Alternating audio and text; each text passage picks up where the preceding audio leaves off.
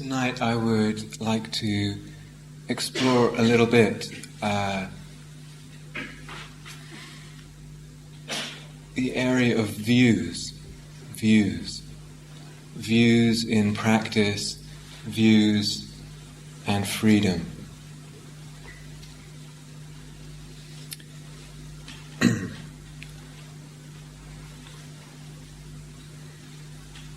think they're a large part of the spiritual path for a large part of, in a way, being a fully conscious, conscientious human being is beginning to question, beginning to investigate, beginning to uncover the views we have.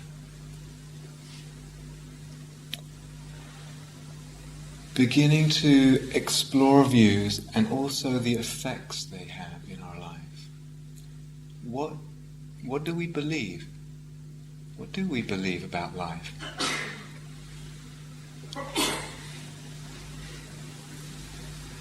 What do we believe about that period moving from between birth and death? How are we seeing it? How are we looking at it? So how am I looking at life? Another level, how am I looking at this moment? And how am I looking at my practice?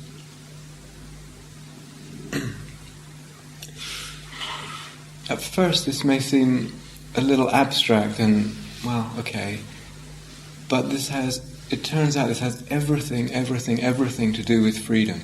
Absolutely everything to do with freedom. The way we are looking, the way we are viewing our life, this moment, and our practice. So the Buddha, of course, addresses the question of view, and he puts what he calls right view. He put that right at the base of his path. The first factor of the path, right view, having that in place. And it's also, in a way, a culmination of the path. A goal of the path.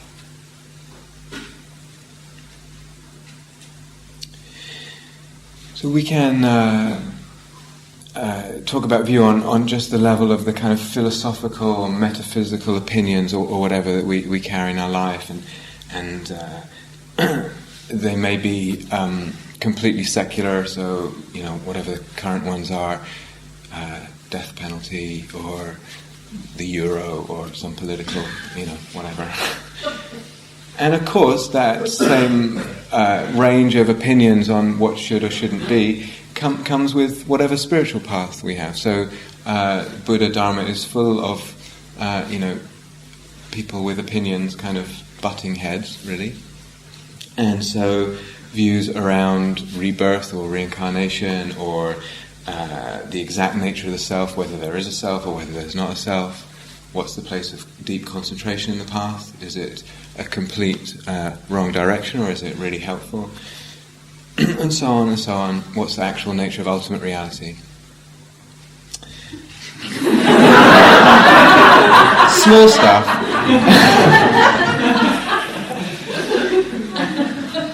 Whether it's secular or religious, we can just see in the world how much argument and war comes out of all this. Different opinions just butting their heads and fighting about it. And we can look at that and we hear this teaching, don't get attached to views.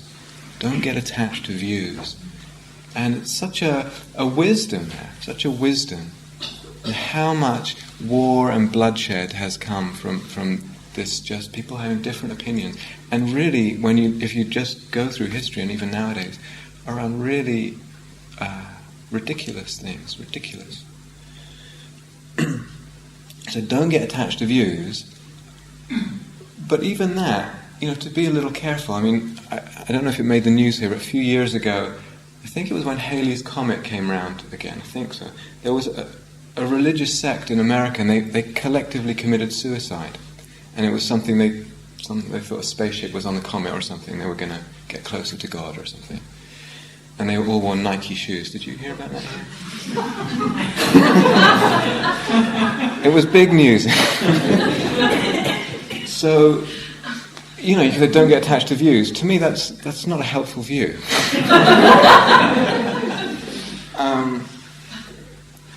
And a few months ago, we were, as a group of friends were sitting around, and we were actually discussing the nature of ultimate reality, as one does. And I had a certain view, and different people had certain views.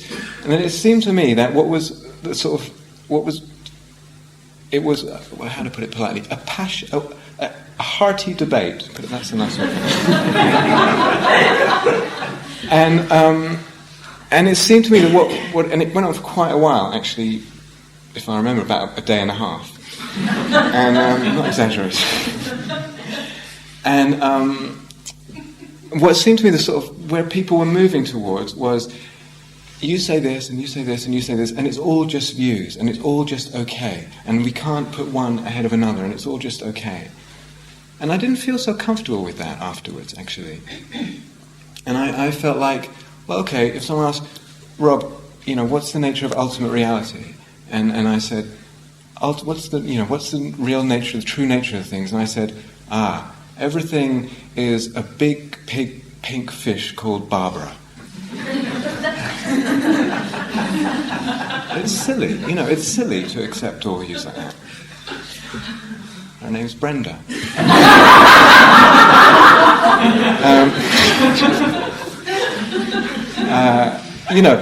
To not throw out our intelligence with this stuff. Maybe it isn't that all views are completely equal. And we also hear this teaching, and in the Dharma tradition we hear the teaching, right view is no view. And this can have a real pull on the heart. It's actually just, we hear, you can feel the relief of that and the release of that. And there's something in the simplicity and the letting go. Right view is no view. And it's like, thank goodness. I don't have to go into all that. But despite the heart pull, again, can we keep bringing our questioning to this? Can we keep that integrity alive? On one level, there is always a view. There is always a view going on.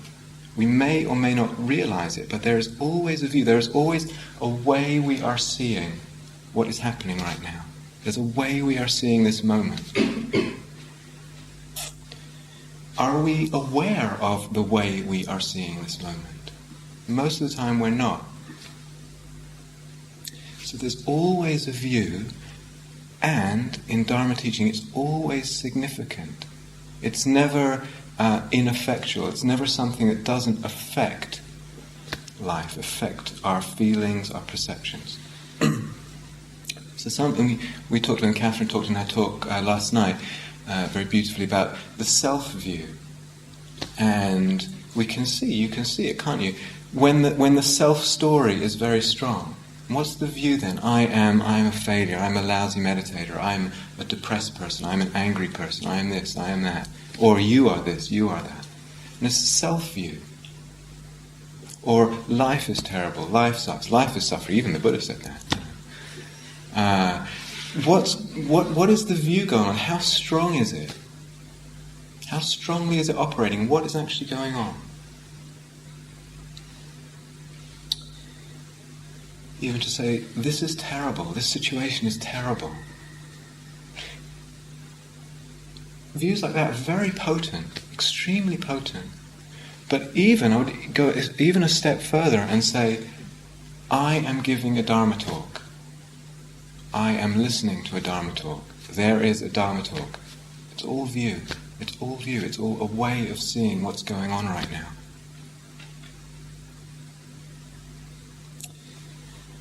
To me, it's quite interesting, interesting to wonder what views have we absorbed from the culture. And this really might be in the realm of opinion, but sometimes I wonder, and I'm really saying I wonder, I'm not saying it is one way or another, but if that with the sort of movement away from a religious culture that was very strong, say in medieval times, into our modern secular culture, we have replaced the sort of religious feeling and view with a kind of almost nihilistic one. I don't know if this is true, I wonder sometimes. And there's maybe a prevailing sense for a lot of people, without even realizing it, that actually this life is it, nothing before, nothing afterwards, complete extinction on death. no real meaning inherent in life, so better try and get as much pleasure as I can, try and avoid as much pain as I can. And maybe that kind of view, stemming from a kind of nihilism, is actually operating at a level that went just below the radar.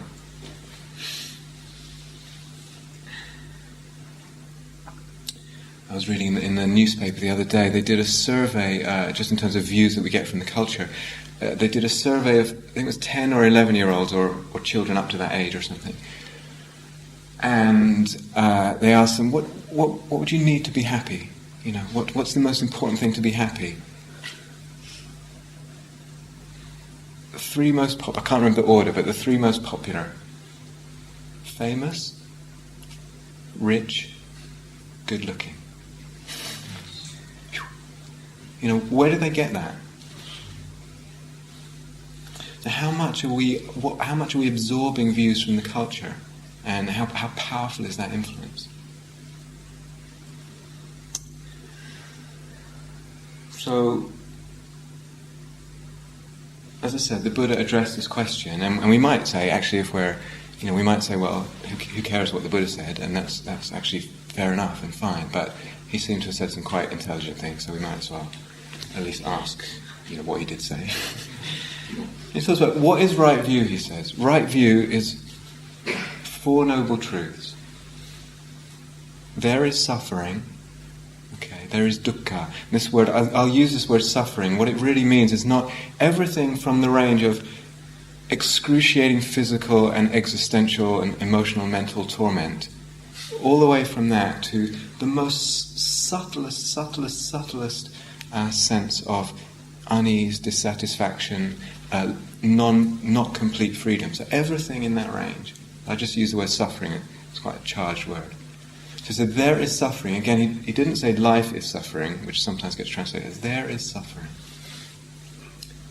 Second truth, there is cause for suffering. There is a cause for suffering. And the simple cause is when there's grasping, when there's either pushing or pulling.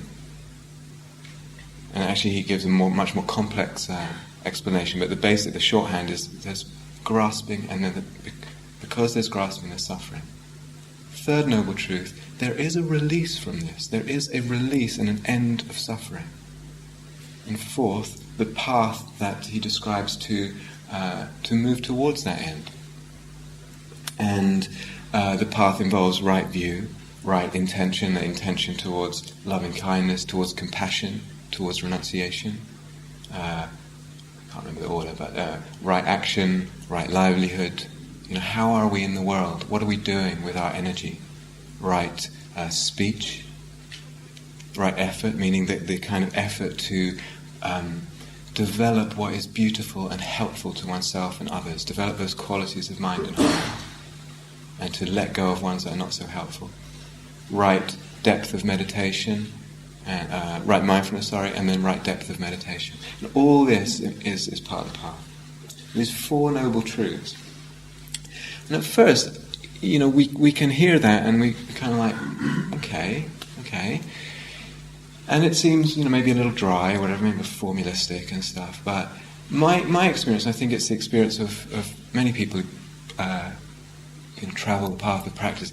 This simple sort of formula just gets deeper and deeper and deeper and deeper. And it's much, much deeper than it will seem than the first hearing.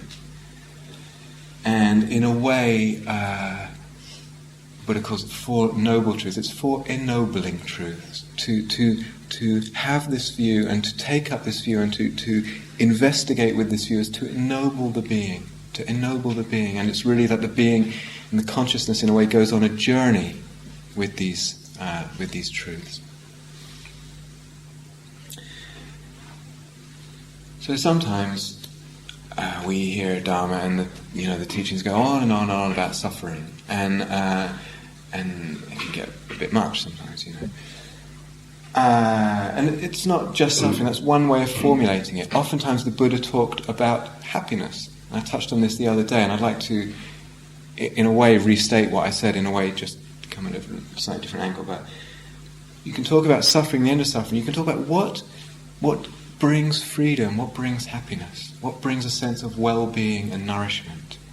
So in a way it's just the same question, the flip side of the same coin. So when one asks this, what brings happiness, what brings well-being and nourishment, it's not to think, oh, what brings me happiness is I know that I like chocolate ice cream, whereas as opposed to vanilla. It's not. We're not talking about personal preferences here. We're talking about universal qualities of being that bring well-being, nourishment, happiness. So this question, what brings happiness, is part of right view. It's very much part of right view, but it's a kind of long-term view. So happiness in the moment may not be possible. Maybe there's just too much difficult stuff going on. The most we can hope for is a kind of ease or peace with what's going on. But as a long-term view, building what it is that will lead to this nourishment, this deep sense of well-being. So it's a long-term agenda of practice. And can we, if happiness is a charged word, can we just admit the possibility that might be possible in the long term, to move towards cultivating the qualities that have happiness as their fruit?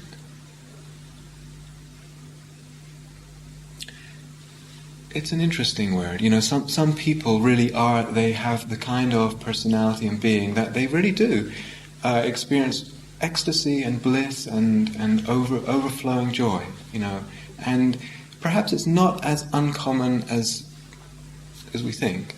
I don't know how common it is. I actually have no idea what the percentages are or anything like that. I know one teacher did a survey, but anyway.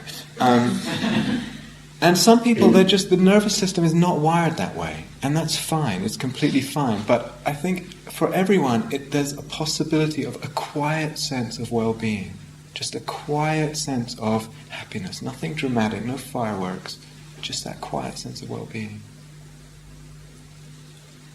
And again, not all of the time. The Buddha goes into this. What is it that's leading to happiness? And he talks in absolute foundation, sila. Taking care of how we are with other people, which is, as mentioned, implicit in the eightfold path. Really taking care of that and looking into that.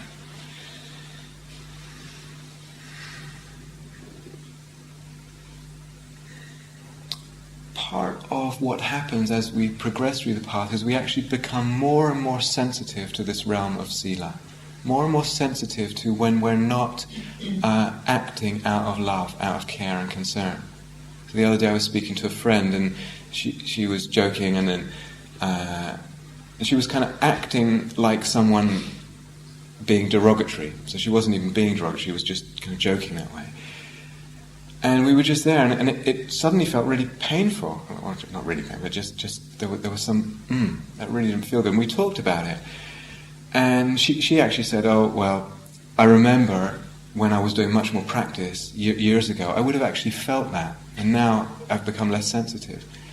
And it was fine for her. She was just saying that, but to realize that a part of what goes on in meditation practice is sensitivity that we develop to sila, to how we are and what we're putting out into the world, and it's hugely important.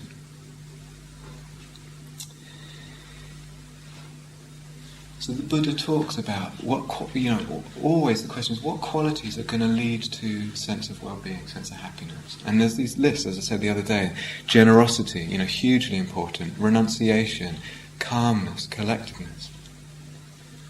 And sometimes it can be very attractive to hear teachings of nothing to make happen, nothing to develop, nothing to cultivate, etc., nowhere to go. And that is, in a way that's true, and there's a real, again, heart pull for that kind of teaching. I was talking to someone a little while ago, and they were saying how attractive that had been for them. And they sort of went off for a couple of years and stopped meditating and all this. Then they just noticed after a while, actually, I'm just much happier when I meditate. So it's just, can we make this an experiment and actually be honest with ourselves and not just get attracted to the views that may feel good? So this notion of all we have to do is be with what is. hugely beautiful teaching, hugely important teaching, lovely teaching, but can only ever be part of the path. So we talk about being with what is, and we also talk about letting go. We talk a lot about letting go. But the capacity to let go is helped so much by what we have cultivated in the way of beautiful qualities.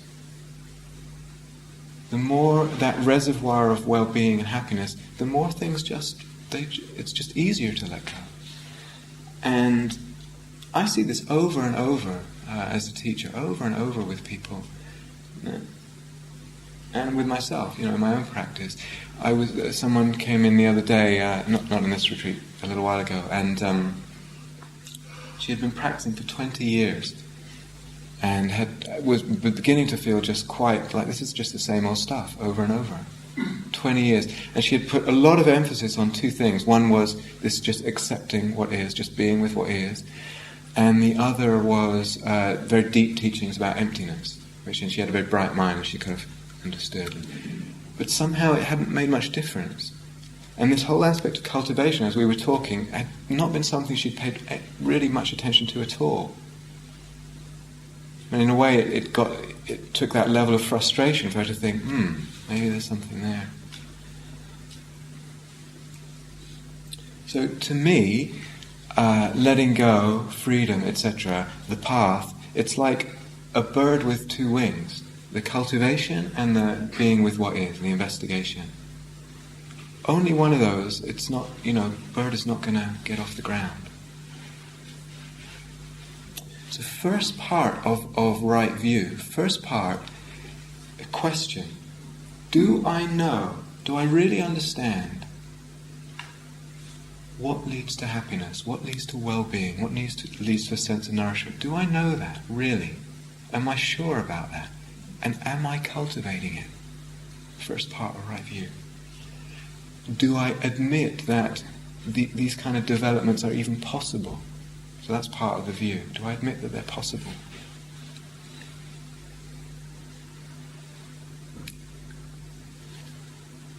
So that's one part of right view, but it places huge emphasis on that, and it's in a way we could say like a longer term view. So generally in one's life, with all the ups and downs, etc., moving towards building these qualities, hugely significant. To be able to have two wings and to be able to get off the ground and fly.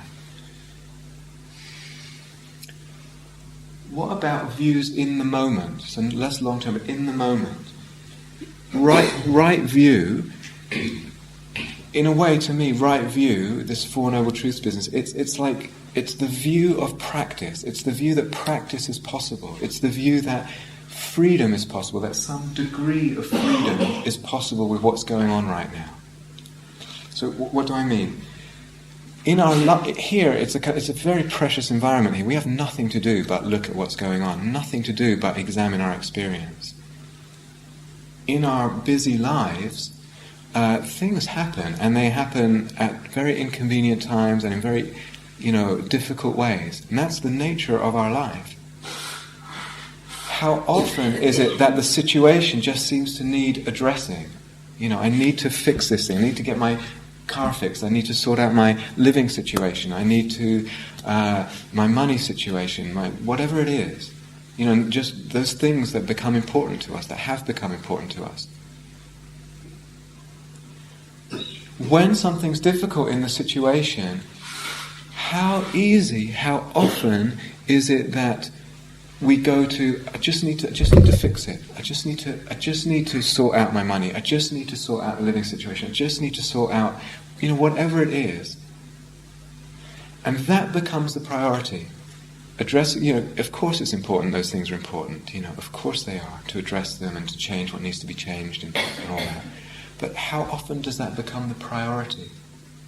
And the notion of, how can I see this differently? How can I move towards freedom? Takes way back step, backstage. It happens all the time, so easily and so without our even realizing it. So right view, how am I looking at this situation that seems difficult, this moment that seems difficult? How am I looking at it? What's my view of it?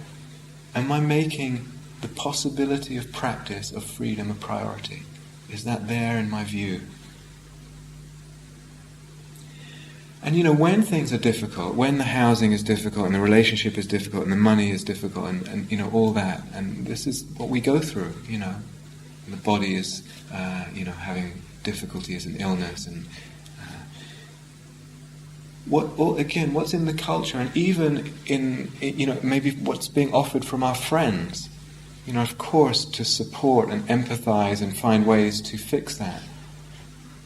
Hugely important that we have empathic friends and that we offer that to others. But is that all that's being offered? Or is there a voice inside or outside that's saying, how can I look at this differently? How can I practice with this? How can I see this so that it moves towards freedom? So things break in the world. Physical things break. Our bodies break. Our cars break. Things we use break. Relationships break. All of this. If when things break, we just see hassle, oh no, hassle, what happens then? Or are we seeing in a different way, seeing that's the nature of things, it's the nature of things to break. Anicca, what I talked about the other day, anicca. And with the anicca is a whole different view. Not that this thing should not break, it should be there for make things convenient so I can do whatever I need to do. But maybe another view, it's breaking, yes. This world, these things, this world is not my home. It's not my home. The universe is not created or set up to make self happy and contented and to have everything work out the way self wants it to be. It's just not set up that way. That's not the deal. Maybe what's a little bit, we try though to set things up so that they'll go exactly the way self wants them.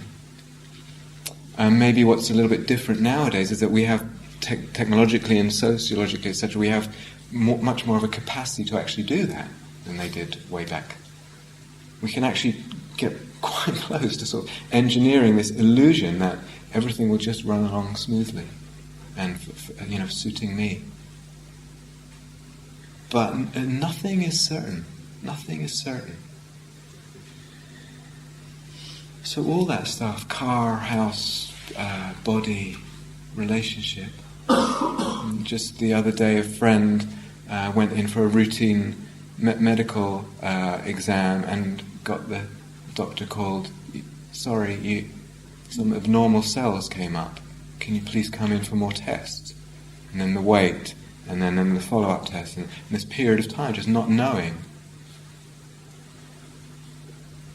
And one of my teachers, Ajahn Thanissaro, used to say, aging, sickness and death, which we are all subject to, and the Buddha called aging, sickness, death. He used to say, they play hard, and they play for keeps. Are we practicing? Are we practicing? Because that's the stuff that we're going to have to practice with. This body is going to decay. Our loved ones are going to decay. They're going to die. We're going to die. Are we practicing? Have we got a momentum of practice that when it gets really bad, we have a way of looking. We have ways of looking.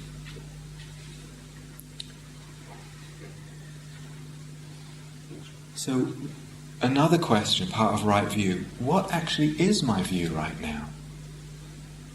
What is my view right now of this situation, of this moment, of whatever? And is it a view that's leading to freedom? Because if I view this thing breaks, it's a hassle, it's a whatever, that's not helpful. If I view it, can I view it another way that's actually leading to freedom? Realizing something different.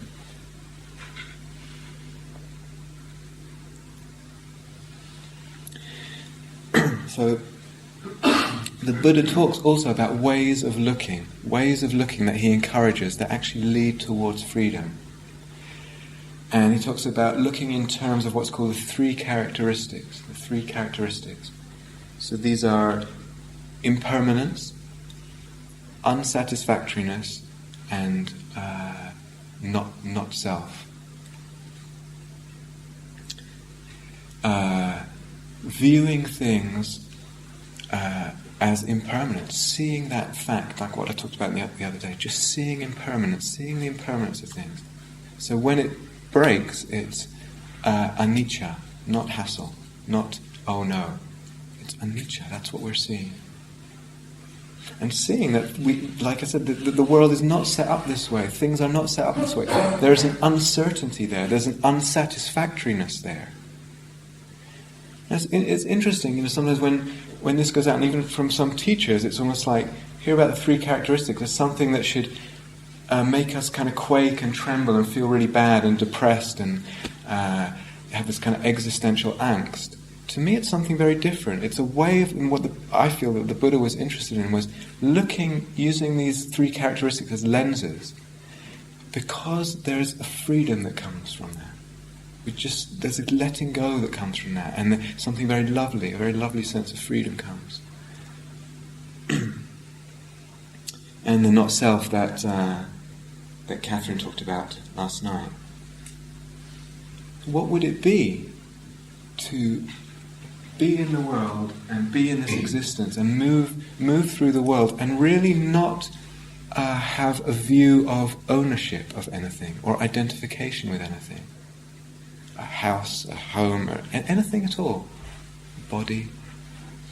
Completely thought, radically different way of being in the world.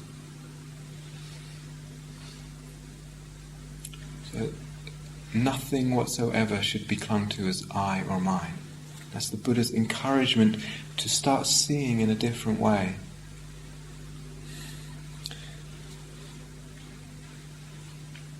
So with this right view, right questioning, again, it's not really is there a self or is there not a self. Buddha actually wasn't interested in that question. It's more, can I view this moment, this experience, this whatever is coming up as not me, not mine. Not me, not mine. This sensation in the body, this Vedana, this emotion, this thought, this hand that I'm looking at, this apartment that I live in, this car, these clothes. Can I start looking at things and seeing not me, not mine, and begin actually practicing that way of looking? It's really a practice to start practicing a certain way of looking, because it leads to freedom. Sometimes when people hear this, they're a bit turned off because there's such an attraction to wanting to be with things as they are, or not do anything, not manipulate experience in any way.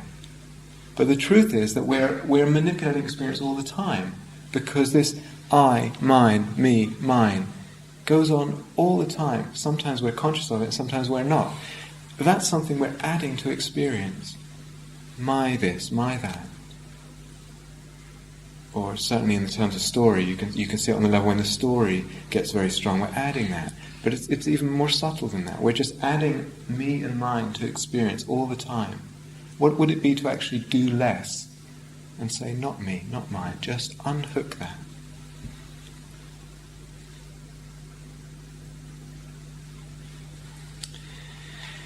The Four Noble Truths, in a shorthand kind of way of looking, is it's again, it's a kind of lens to look at experience. Is there suffering right now? Okay, I feel some discontent, I feel some dis-ease, I feel some contraction. There must be some grasping around. Okay, when there's suffering, it's alerting me. There's some grasping, some push or pull or struggle with what's going on. Can I relax that and recognize that it's possible to be free by relaxing that grasping?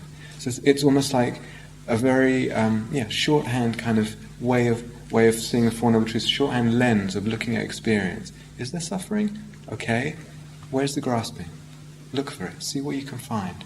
And then is it possible to relax that? So to go through the meditation or the day, life, looking at it this way.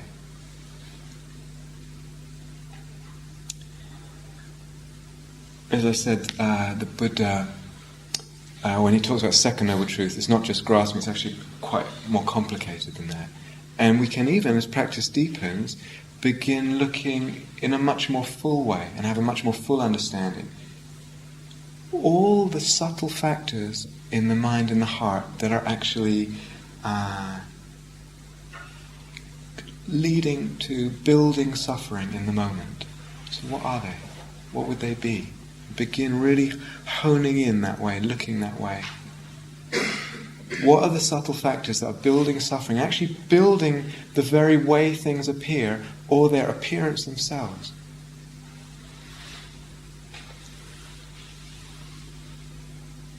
So maybe that sounds abstract right now, so let me go into it a bit.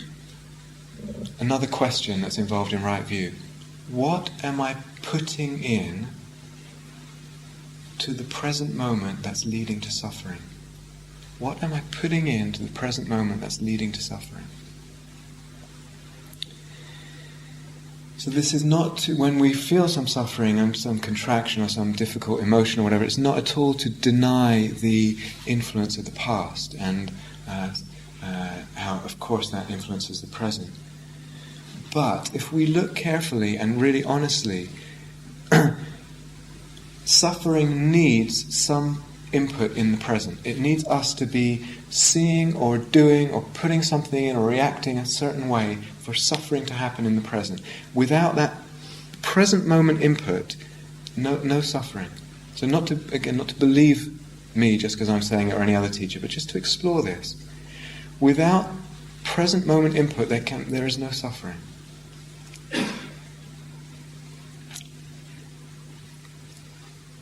Sometimes we're sitting in meditation or in our life or whatever, and we can feel like something's really coming up, a difficult emotion or something's coming up, and it feels like it's coming up, it's bubbling up from the past. And there's a lot of feeling with that, and maybe some very difficult emotion, some grief or sadness or anger or contraction or whatever it is. And there's the pain of that, and we feel that, and every encouragement to be with that. And then it moves through and it feels like it's released, and then it's gone and we feel lighter. And it really feels like something purified there, something came up and it went out. On one level that's true. At another level, is there something in the present that I'm putting in that's actually creating that whole experience? That maybe there's actually no such a thing as things coming up from the past. It just seems that way. Notion of purification. It just seems that way. At one level, it's very useful to work at that level in that sense. But as one goes deeper, to really ask very, very probing questions. Is that really what's going on?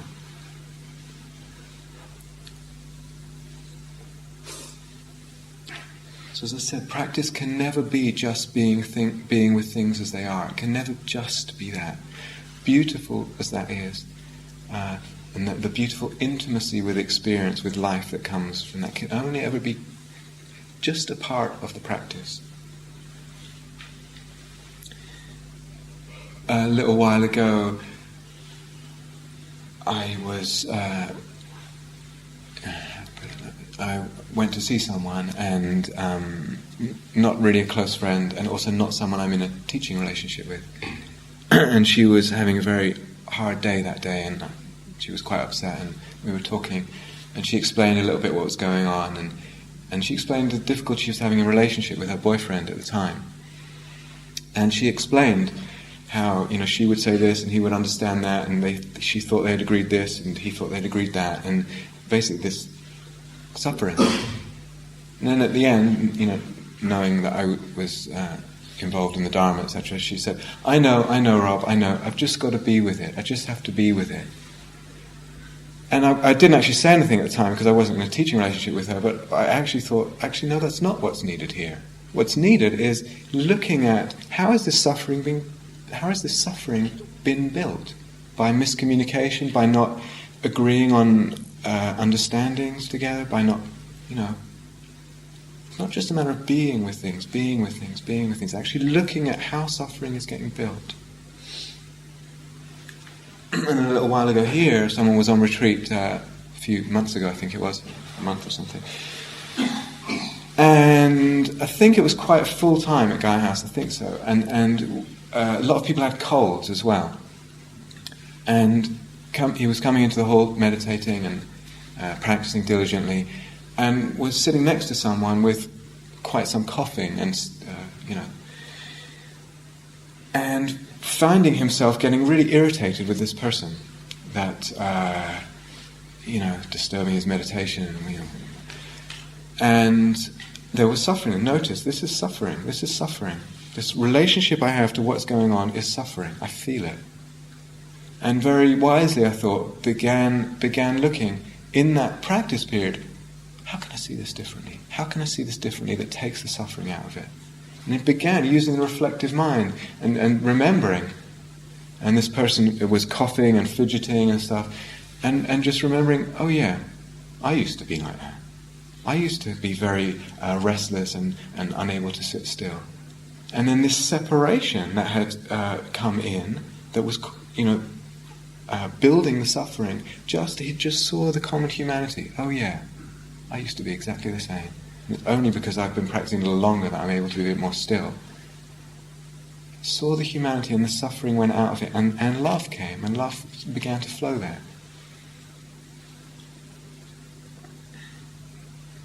So are we practicing with this kind of investigation, this kind of, intelligence? So when we say, what am I putting into the present moment? It can be extremely subtle. This goes subtler and subtler and subtler. So if we take up the theme that Catherine talked about last night, this not self. What happens, and you may have noticed this already on the retreat, what happens when there's a lot of self-story about something? The mind is just spinning with proliferation of self-story. And then we see that. We say, I don't have to do that. And somehow it just goes, the self-story goes. What happens to the experience of what's going on? The experience actually lessens in intensity. What happens to experience if I begin to look at this moment and what's happening through the lens of not me, not mine? It begins to fade, its intensity fades, its prominence in consciousness fades. What happens if I completely let go of all self-identification, not even identified with awareness? Self is not building any story, it's not identified to with anything at all, including awareness. The degree of impression or intensity of something happening depends on how much self there is, how much self-view there is at that time. If there's no self-identification at all, things actually completely fade from experience. They completely fade. They disappear. They cannot sustain themselves. If there's really, truly, at that moment, no self-identification. So, obviously I'm aware this is probably not most people's experience right now, but I just want to point a little bit where the practice is going. Potentially, anyway. And we'll point out some possibilities, because I do feel it's important to point out what the possibilities are. If how things appear, or whether they appear at all, depends on whether I have a self-view. When there's this much self-view, they appear this way. When there's this much, they appear this way. When there's none at all, they maybe don't appear at all. Which is the real amount? Which is the real amount of the way things are? Which is things as they are, this phrase that's so lovely and that we're so fond of. Which is things as they are? Which amount of self is the real amount of self through which to look at experience? Self-view, any kind of self-view, is a builder of experience. It's what the Buddha called exactly that, a builder of experience. A view of self builds our experience.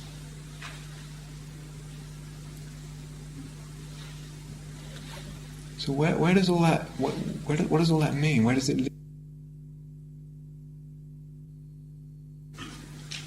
Follow no paths. All paths lead where? Truth is here.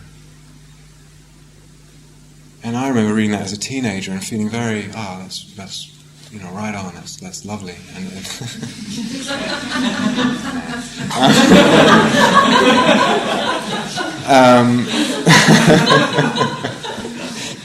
it was actually worth it. But again, are we really interested in truth? Are we really interested in truth, and not just this nice feeling of what might feel nice? So it has this part pull, but what this teaching, if we're really following this question of view and noble truth and the noble truths, there's no here either. Truth is here, but there is no here. I can't find it.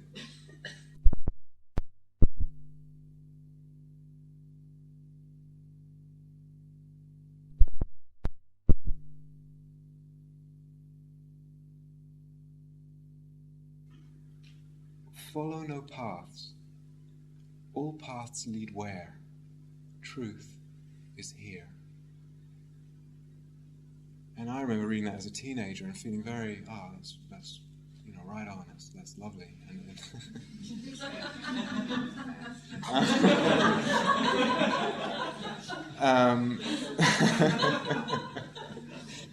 it was actually worth it. But again, are we really interested in truth? Are we really interested in truth, and not just this nice feeling of what might feel nice? So it has this part pull, but what this teaching, if we're really following this question of view and noble truth and the noble truths, there's no here either. Truth is here, but there is no here. I can't find it. What is here? Here is completely not existing, independent of the view I have of it. There's no here, no now. That's also just a concept that depends on view. No here, no now. And that's not to say that truth is there, some other there either. Again, sometimes we have notions of nowhere to go, nothing to do. And again, that's very lovely, and that it can really speak to us. And certain junctures of the path, it can be actually very liberating, very healing, and very helpful to hear that. Nowhere to go, nothing to do. And it's like, and it can actually open a lot and open the heart a lot. But how much integrity do we have of the ongoing journey of the questioning? So it is true, ultimately speaking, there is nowhere to go and nothing to do.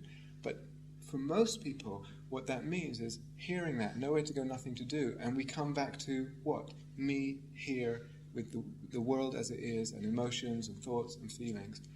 And that's not true either. That's not, we're giving the world and the self and all of that a kind of reality which it doesn't have. So our view has not gone deep enough at that point. And another sort of one that we can feel very attracted to, just want to be, don't want to do, being versus doing. So much doing in the world, just want to be. And again, can be hugely helpful and important. But if we're really following, we see the subtlest view at all is a kind of building of experience. And building is doing. So this whole duality between being and doing turns out to be a complete non-event, really. It's not real.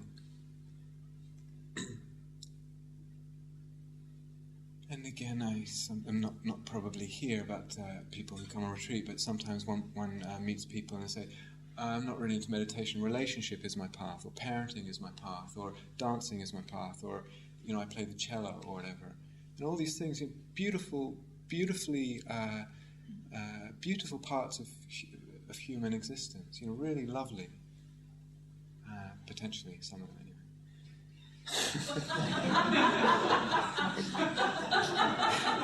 Some of the time.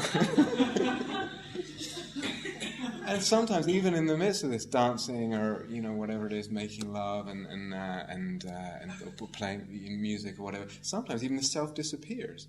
And we say, yeah, that's really spiritual then, But can this activity, whatever it is we're taking as a path, can it lead to that same understanding what I just talked about, that it's all empty? It goes beyond this agenda. Practice does have an agenda. It does have an agenda. And it's to understand that And can what I'm taking to be practice, can it take me to that level or not? And if it can't, then, well, it may be a lovely part of existence, but it basically won't do as a sort of ultimately deep practice.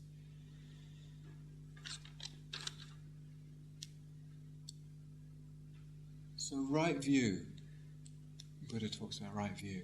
One way of stating that, and it's going to sound maybe quite strong, I don't know. If there is suffering, if there is dukkha, discontent, it means I'm actually seeing with ignorance right now. If there is suffering, it means I'm seeing wrongly.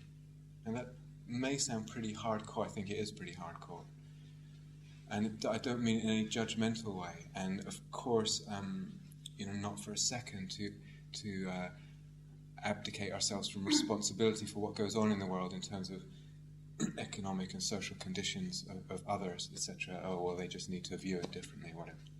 Not at all saying that for a second. But at a whole other level in terms of our practice, when there's suffering, it means that we're looking wrongly. So I remember Joseph Goldstein, one of the senior teachers, saying, I think it was years ago, I remember him saying, when there's suffering, that kind of tweaks my interest. That's when I... You see, you have to be I've done quite a lot of practice where at that point it's like, oh no. But I remember him saying, I think it was quite a long time ago, I don't remember even where it was, but when there's suffering, it's like the suffering is telling me, I need to look at something differently, I need to see it differently. So the question of right view, what do I need to understand about how suffering arises? What do I need to understand about that? How is suffering being built in the present? How is suffering being built? And is it possible to remove some of the builders? Like, I don't know the name of it, like that game where you put sticks, and you build a thing, and then you pull, or a house of cards, Suffering is being built like that, and we can just remove some of the things.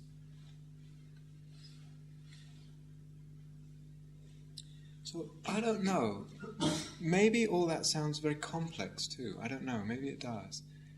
But again, another view that can creep in, or that we can feel very attracted to, truth is so simple. And we love the simplicity, and it's a relief, because often our lives are very complicated.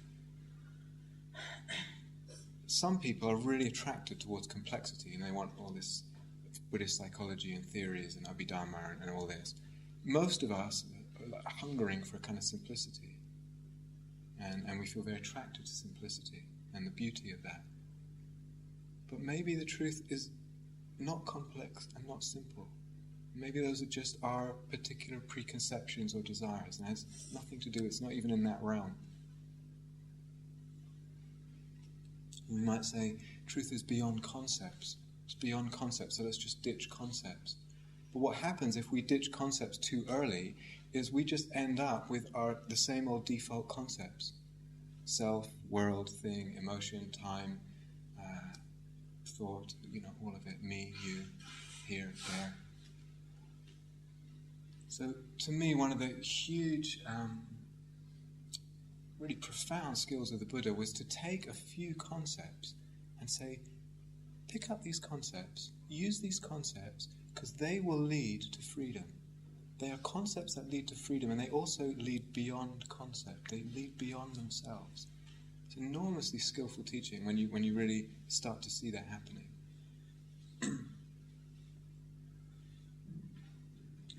So these Four Noble Truths, that view has the capacity of really leading to a completely radically different understanding of things. Completely something utterly radical. It's understanding of emptiness. And it even has the capacity to transcend itself. So it goes beyond notions of a path, goes beyond notions of time, or goes beyond notions even of suffering and freedom. Completely goes beyond itself. So the Buddha did say, actually, something like, one who has seen emptiness has let go of all views. Has let go of all views. One who has seen emptiness. But it's not to let go too early, because there are views, for noble truths, that kind of view that's actually leading towards freedom, and to ask ourselves, are my views leading towards freedom? And the Buddha does talk, many of you are familiar with the analogy of letting the raft go once one has reached the other shore. But not too early.